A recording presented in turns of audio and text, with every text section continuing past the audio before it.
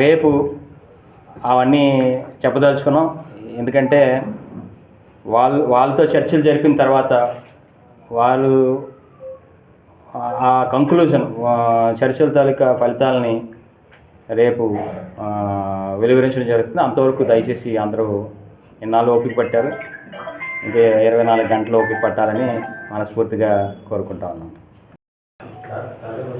ఈరోజు నాన్నగారు దాడి వీరభద్రరావు గారు, అలాగే నేను అన్నయ్య దాడి జయవీర్ గారు, అలాగే మా కుటుంబ సభ్యులు, అలాగే మా అనుచర వర్గం అందరూ కూడా వైఎస్ఆర్ పార్టీకి రాజీనామా చేయడం జరిగింది.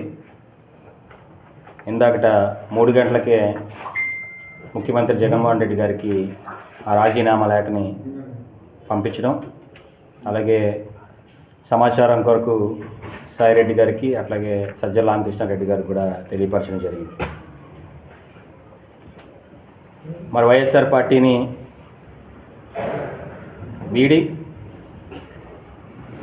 మా మాతృ సంస్థ అయినటువంటి తెలుగుదేశం పార్టీలో చేరడానికి నిర్ణయం తీసుకున్నాం.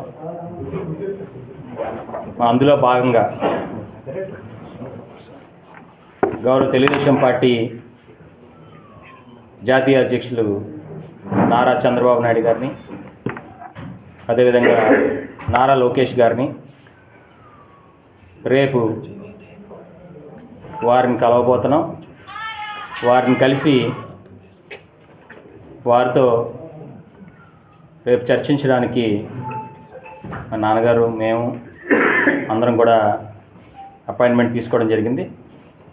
అందులో భాగంగా రేపు వారితో చర్చించిన తర్వాత పూర్తి వివరాలు రేపు అందరికీ, ప్రజలందరికీ, అలాగే ప్రెస్ వారందరికీ కూడా తెలియపరుస్తామని ఈ సందర్భంగా తెలియజేసుకుంటాను.